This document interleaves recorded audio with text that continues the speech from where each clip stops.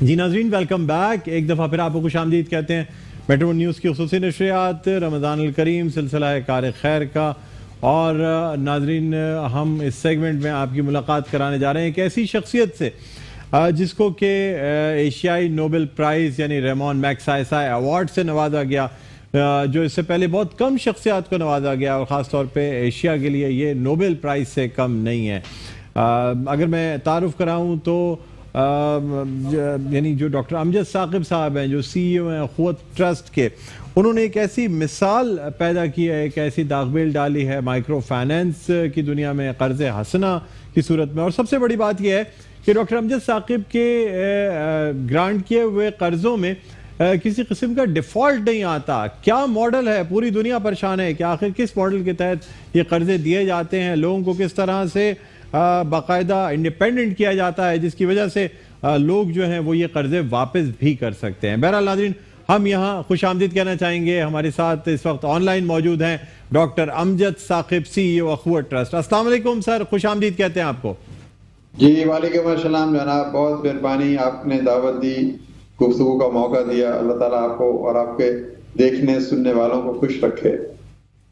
آمین آمین آمین. اور ڈاکٹر صاحب مجھے بتائیے گا کہ یہ جو آپ کا سفر ہے، آپ کا مشن ہے، یہ جو آپ باقاعدہ قرضے بھی فراہم کرتے ہیں اور اس کے ساتھ ساتھ یونیورسٹی اور ایجوکیشنل انسٹیٹیوشن بنانا، اس وقت سر کیا پوزیشن ہے؟ رمضان المبارک میں کیا ایکٹیویٹیز ہیں اور کیا کچھ کیا جا رہا ہے آپ کی اخوت ٹرسٹ کی جانب سے؟ جی بہت شکریہ. آپ نے فرمایا کہ یہ آپ کا جو مشن ہے، یہ مشن اب میرا یا میرے ساتھیوں، چند ساتھیوں کا تو نہیں رہا، اب تو یہ ہزاروں لاکھوں لوگوں کا مشن ہے.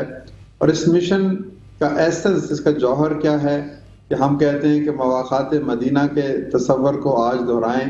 اور یہ تصور کہتا ہے کہ ایک خوشحال شخص ایک کمزور شخص کو اپنا دوست بنا لے تو معاشرے کو ہم بہتر کر سکتے ہیں. یعنی اگر معاشرے میں 50% لوگ غریب ہیں اور 50% غریب نہیں ہیں، تو ایک شخص کے ساتھ اپنی محبت کرے، بھائی چارہ کرے، تو اس شخص کی زندگی بھی بہتر ہو سکتی ہے. تو یہ تو ہے بیسک فلسفہ. اس کی عملی صورتحال کیا ہے؟ اس کی آپریشنل میتھڈالوجی، جسے حکمت عملی ہم کہتے ہیں، وہ دو طرح سے ہے. ایک تو یہ ہے کہ ہم لوگوں کو چھوٹے چھوٹے قرضے دیتے ہیں کہ وہ فوری طور پر اپنا کاروبار شروع کریں اور اس سے پیسے کمائیں اور اپنے لیے رزق حلال کمائیں.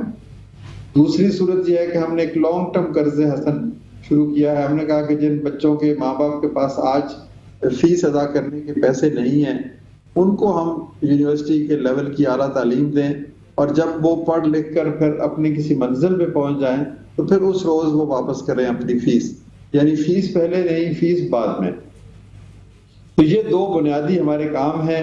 اس میں الحمدللہ ہمیں آپ کی مدد کی ضرورت ہے، آپ کے توسط سے جو ہزاروں سننے والے ان کی مدد کی ضرورت ہے کہ جو رقم وہ عطیہ کے طور پر دیں گے وہ ان دونوں مقاصد کے لیے استعمال ہوگی، اور جو رقم وہ زکوٰۃ کے طور پر دیں گے وہ تعلیمی اخراجات کے لیے استعمال ہوگی. یعنی ہمیں عطیات کی یا صدقات کی بھی ضرورت ہے اور زکوٰۃ کی بھی ضرورت ہے. ان دونوں کے مصارف تھوڑے مختلف ہیں، کیونکہ عطیات کی رقم سے یونیورسٹی کی عمارت تعمیر ہوتی ہے اور قرض حسن کا کام چلتا ہے، اور جو زکوٰۃ کی رقم ہے اس سے ہمارے جو تعلیمی شعبہ کے اور صحت کے شعبہ کے جو انتظامی اخراجات ہیں وہ پورے ہوتے ہیں. تو یہ تو ایک اپیل ہے، درخواست ہے کہ اس کارواں میں شریک ہوں. ہم سب چاہتے ہیں کہ ہم ایک ایسا معاشرہ بنائیں جس میں ہر شخص عزت سے زندہ رہے. اس کے لیے ہمیں کچھ ایثار کرنا پڑے گا، اس کے لیے ہمیں مواخات کرنی پڑے گی، اس کے لیے ہمیں اپنی ضرورت سے زائد جو کچھ بھی ہمارے پاس ہے اس کا کچھ حصہ اللہ کی راہ میں دینا پڑے گا. یہ مہینہ جو ہے یہ برکتوں کا مہینہ ہے، اور اس مہینے میں نہ صرف یہ کہ دینے کی لذت بیدار ہوتی ہے بلکہ اس میں برکت بھی آتی ہے. تو آپ کی مہربانی کہ آپ نے پوچھا کہ ہماری ضرورت کیا ہے. تو ضرورت یہ ہے کہ میں تو یہ اکثر کہتا ہوتا ہوں کہ جب تک پاکستان میں ایک شخص بھی غریب ہے تو ہم سب غریب ہیں. تو ہمیں اس شخص تک بھی پہنچنا ہے جو کسی دور دراز ٹوٹی پھوٹی بستی میں کسی بلند پہاڑ کی چوٹی پہ منتظر بیٹھا ہے کہ کوئی آئے اور اس کے مسائل کو حل کرے. تو یہ ایک ان اجتماعی بہتری اور بہبود کی کاوش ہے جو اس معاشرے کے مخیر حضرات کے تعاون سے آگے بڑھے گی۔ ڈاکٹر صاحب مجھے بتائیے گا کہ یہ جو اتنا بڑا سرمایہ آپ کو چاہیے ہوتا ہے، جس قدر لوگوں کو قرض حسن جو ہے نا وہ دینا، اور ساتھ ساتھ تعلیم کے لیے یونیورسٹی اور ہیلتھ کی سہولت یعنی صحت کی سہولیات پرووائڈ کرنا، تقریباً کتنے لوگوں کو اب تک قرض حسنہ دیا جا چکا ہے، یہ بتائیے گا سر مجھے۔ دیکھیں جی، آپ کا یہ سوال کہ یہ اتنا سرمایہ چاہیے، یہ کہاں سے آتا ہے، یہ وسائل کہاں سے آتے ہیں؟ تو اس کے سلسلے میں کہوں گا کہ ریسورسز فالو پیشن۔ اگر آپ کو اپنے کام سے محبت ہے، جنون اور عشق ہے، تو پھر پوری کائنات کی قوتیں آپ کے ہم رکاب ہو جاتی ہیں، اللہ کی رحمتیں آپ کے ساتھ ہو جاتی ہیں۔ اب اسی کا حاصل ہے کہ اب تک ہم 50 لاکھ لوگوں کو قرض دے چکے ہیں، اور اس کے علاوہ جو تعلیم، کتنے سر؟ 50 لاکھ لوگوں کو؟ جی، اور اس میں 162 ارب روپے کی رقم دی گئی ہے۔ اب یہ وسائل جو ہے دو طرح کے ہیں۔ ایک طرف تو وسائل مخیر حضرات کی طرف سے ملتے ہیں جو ہمارے صدقات فنڈ کا حصہ بن جاتے ہیں، اور ایک طرف مختلف حکومتوں نے بھی ہمارے ساتھ تعاون کیا۔ ہم ایک غیر سیاسی ادارہ ہیں، ہر حکومت کے ساتھ ہم چاہتے ہیں کہ مل کے کام کریں تاکہ جو غربت کی اجتماعی صورت ہے اس میں کمی آئے۔ تو حکومت مختلف صوبائی اور وفاقی حکومتوں کے ساتھ بھی ہمارا مختلف معاہدے ہیں جس کے تحت وہ ہمیں رقم دیتے ہیں اور ہم اس رقم کو لوگوں تک پہنچاتے ہیں۔ اسی طرح سے ایک علیحدہ سے نظام لوگوں کے توسط سے ہے، تو یعنی پیپل ٹو پیپل مواخات بھی ہے، اور حکومت کے جو ٹھیک ہے۔ اچھا سر، آپ سے گفتگو جاری رہے گی، ایک چھوٹا سا وقفہ لینا ہے، وقفے کے بعد دوبارہ آپ کی خدمت میں حاضر ہوتے ہیں۔ کہیں نہ جائیے گا ناظرین، دیکھتے رہیے ہماری خصوصی نشریات رمضان الکریم۔ جی ناظرین، ویلکم بیک، ایک دفعہ پھر آپ کو خوش آمدید کہتے ہیں میٹرو نیوز کی ماہ رمضان المبارک کی خصوصی نشریات رمضان الکریم، سلسلہ ہے کار خیر کا، اور ہمارے ساتھ موجود ہیں اخوت ٹرسٹ کے چیف ایگزیکٹو آفیسر جناب ڈاکٹر امجد ثاقب صاحب، جن کو ریمون میگسائسائے ایوارڈ سے بھی نوازا گیا ہے، جس کو کہ ایشیائی نوبل پرائز کہا جاتا ہے، ایک ایسا نوبل پرائز جو ایشیا کی بہت کم شخصیات کو ملا ہے۔ ان میں ایک نام اب ڈاکٹر امجد ثاقب کا بھی ہے، اور یہ 2021 میں ڈاکٹر امجد ثاقب کو دیا گیا ہے، جو کہ ایک بہت بڑی اچیومنٹ ہے۔ ابھی بریک پہ جانے سے پہلے ڈاکٹر امجد ثاقب سے گفتگو ہو رہی تھی، اور جس میں ہم نے ان سے جانا تھا کہ کتنے لوگوں کو قرضے دیے، اور اتنا بڑا یہ جو سرمایہ ہے یہ کہاں سے آتا ہے۔ تو اب میں ڈاکٹر امجد ثاقب سے پوچھنا چاہوں گا کہ سر، روزمرہ کی بنیاد پر یا ماہانہ یا سالانہ بنیاد پر کتنی اپلیکیشنز آپ کو ریسیو ہوتی ہیں مائکرو فائنینسنگ کے لیے، چھوٹے قرض حسنہ کے لیے، اور اس کا حجم کتنا ہوتا ہے قرضوں کا، یعنی کیا والیوم ہوتا ہے، ایک قرضہ کتنا، کس حد تک، کہاں سے کہاں تک دیا جاتا ہے، کیا کہیں گے سر؟ جی، عمومی طور پر جو قرضے ہیں ان کی لمٹ 1 سے 2 لاکھ روپے تک اب ہم نے بڑھا دی ہے، پہلے 1 لاکھ سے کم ہوتی تھی۔ تو اس رقم سے یہ لوگ چھوٹے چھوٹے کاروبار، کوئی موٹر سائیکل ریپیئر ہے، کوئی سائیکل پنکچر کی دکان ہے، کوئی بیوٹی پارلر ہے، کوئی پھل کی دکان ہے، ریڈی ہے، گدا گاڑی ہے، چنگچی ہے، 150 کے قسم کے ایسے کاروبار ہیں جو ان چھوٹی رقم سے ہو سکتے ہیں۔ تو ہمارے پاس جو درخواستیں آتی ہیں وہ بے پناہ ہوتی ہیں، لیکن ہر درخواست گزار اہل نہیں ہوتا اس قرضے کا، کیونکہ یہ قرضہ انہی لوگوں کو دیا جاتا ہے جس کو ہم اکنامکلی ایکٹیو کہتے ہیں، یعنی جس کو کاروبار کرنا آتا ہو، جس کا کردار اچھا ہو، جس کا لین دین اچھا ہو، جس کی شہرت اور نیک نامی ہو، کیونکہ یہ پیسہ حکومت کا بھی ہے اور آپ کا بھی ہے۔ تو ہم اس پیسے کو ان لوگوں کو نہیں دے سکتے جو کریمنل ریکارڈ رکھتے ہوں یا کوئی نشہ کرتے ہوں۔ بڑی چھان بین کے بعد مستحق افراد کو تلاش کیا جاتا ہے اور پھر ان کو یہ قرضہ دیا جاتا ہے۔ پھر ہم اس کے بعد باقاعدگی سے ہر 15 دن کے بعد جا کر اس کے کاروبار کو دیکھتے ہیں کہ کیا یہ رقم درست استعمال ہوئی ہے یا نہیں ہوئی۔ اگر اس نے درست استعمال کی اور سال کے بعد یا 2 سال کے بعد جو بھی وقت مقررہ ہے اس کے اندر اس نے واپس کر دی، تو پھر ہم اس کو نیا قرضہ دیتے ہیں، یعنی پچھلے قرضے سے زیادہ رقم دیتے ہیں تاکہ وہ اور آگے بڑھے، اور پھر نہ صرف وہ خود کام کرتا ہے بلکہ اور لوگوں کو بھی اپنے ساتھ ملازمت دیتا ہے۔ تو یہ ایک ایسا خوبصورت نظام ہے جس سے ایک شخص کئی اور لوگوں کی جو ہے آمدنی میں اضافے کا باعث بنتا ہے، بے روزگاری کم ہوتی ہے اور لوگوں کو سیلف امپلائمنٹ کا موقع ملتا ہے۔ اور جیسے نبی پاک صلی اللہ علیہ وسلم نے کہا کہ 90% رزق تو تجارت میں ہے، تو یہ تجارت کی پروموشن کے لیے بھی ضروری ہے، انمپلائمنٹ کے خاتمے کے لیے بھی ضروری ہے، اور کسی بھی ملک میں جتنے انٹرپرینورشپ ہوگی اتنا ہی زیادہ وہاں پر جو ہے خوشحالی آئے گی۔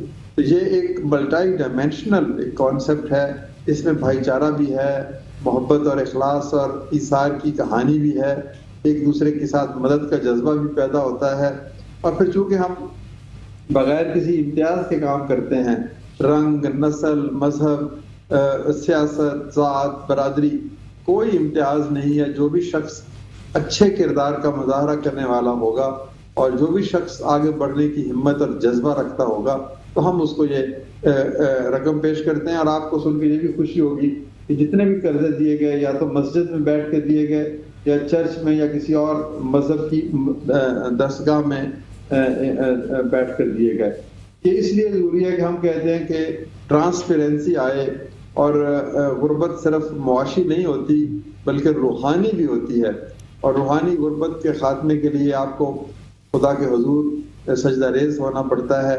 تو مسجد میں ایبسلیوٹ ٹرانسپیرنسی، شفافیت کے ساتھ ساتھ احتساب کا بھی ایک عمل ہوتا ہے۔ تو یہ ہی وہ وجوہات ہیں، درست لوگوں کو ڈھونڈنا، ان کی تربیت کرنا، ان کو ایک سے دوسری دفعہ قرضہ دینا، اور پھر وہ ماحول جو ایک دینی درسگاہ دیتی ہے۔ تو پھر ہمارے اسٹاف کی بھی الحمدللہ بڑی محنت، قربانی اور ایثار ہے کہ وہ دیانتداری سے کام کرتے ہیں۔ تو یہی وجہ ہے کہ آج 99.9% کی شرح سے رقم واپس ہوتی ہے، اور دنیا بھر میں پاکستان کا وقار بلند ہوا کہ یہ کتنی دیانتدار قوم ہے۔ بالکل۔ ڈاکٹر صاحب یہ بھی بتا دیجیے گا کہ یعنی یہ جو قرضے جب دیے جاتے ہیں اس کے بعد جس طرح آپ نے کہا مانیٹرنگ بھی کی جاتی ہے، کچھ ایسے ہوتے ہیں کیا جو کہ قرضے ڈوب بھی جاتے ہیں یا معاف کرنے پڑتے ہیں؟ جی بہت کم ہوتے ہیں۔ دیکھیں میرا تجربہ یہ ہے کہ کوئی بھی شخص ذاتی طور پر بددیانت نہیں ہوتا۔ بعض حالات ایسے ہوتے ہیں کہ اگر کام نہ چل سکا یا نقصان ہو گیا یا کوئی غلطی ہو گئی تو یہ اس قسم کے واقعات ہوتے ہیں۔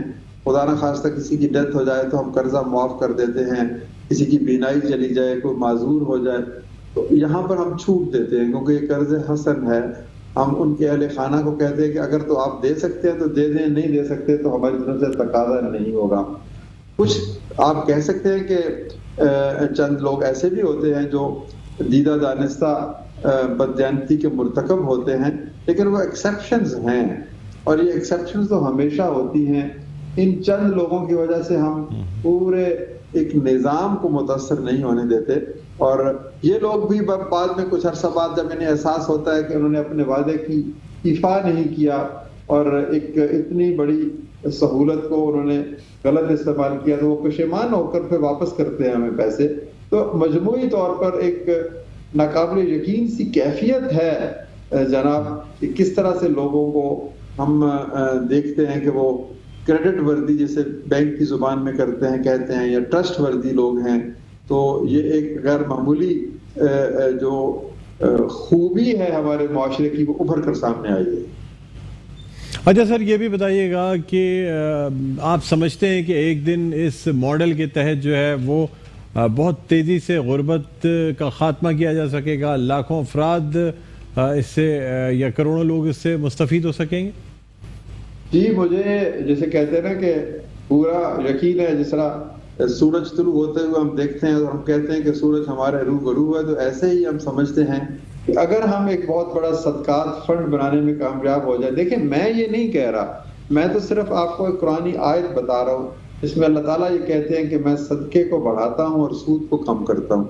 تو اگر ہم ایک صدقات کا نظام ایسا بنائیں، ایک ایسا فنڈ بنائیں جس میں لاکھوں کروڑوں اربوں روپے ہوں، اور وہ لوگوں کی طرف سے اور حکومت کی طرف سے، اور پھر وہ لوگوں میں تقسیم ہوتے چلے جائیں اسی دیانت اور امانت کے ماحول میں، اور پھر وہ لینے والے بھی ایک روز دینے والے بن جاتے ہیں، یوں وہ جو صدقات کی رقم اور بڑھتی چلی جاتی ہے۔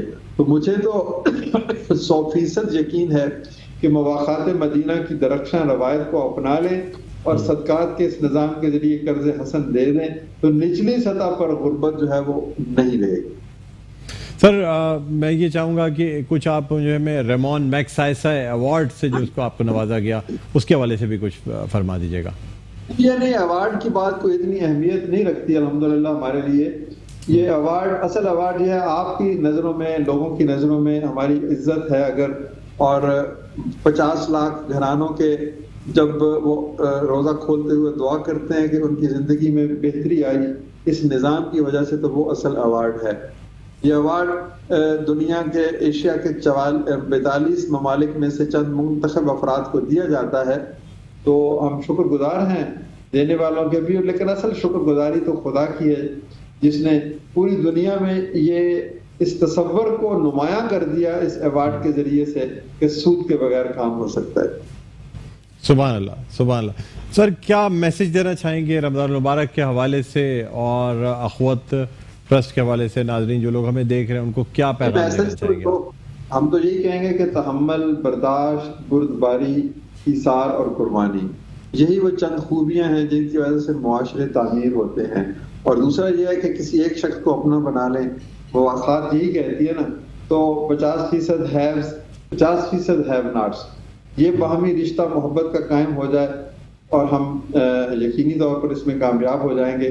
صدقات بھی دیں، زکوٰۃ بھی دیں، اور پھر خود آپ ڈھونڈیں ایسے لوگوں کو، اپنی مواخات بنا لیں. اخوت جیسے ادارے، بہت سے اور اچھے ادارے، ان کو بھی آپ دیں تاکہ آپ کی رقم جو ہے وہ غربت کے خاتمے کے لیے، خوشحالی کے لیے اور محبت کے پیغام کو پھیلانے کے لیے استعمال ہو. دیانت، امانت، صداقت، تحمل، برداشت اور ایثار، یہی میرا پیغام ہے. ٹھیک ہے، بہت بہت شکریہ ڈاکٹر امجد ثاقب، آپ نے ہمارے پروگرام کے لیے وقت نکالا. اور ناظرین آپ کو بتاتے چلیں لاہور سے ہمیں ڈاکٹر امجد ثاقب نے جوائن کیا. اب کچھ ہی دیر میں لاہور اور اس کے مضافات میں بھی عصر جو مغرب کی اذان ہے اور افطار کا وقت ہوگا. یہی وجہ ہے کہ ہم اب اجازت لینا چاہیں گے ڈاکٹر امجد ثاقب سے. ناظرین ایک وقفے کے بعد دوبارہ آپ کی خدمت میں حاضر ہوتے ہیں. کہیں نہ جائیے گا، دیکھتے رہیے ہماری خصوصی نشریات رمضان الکریم.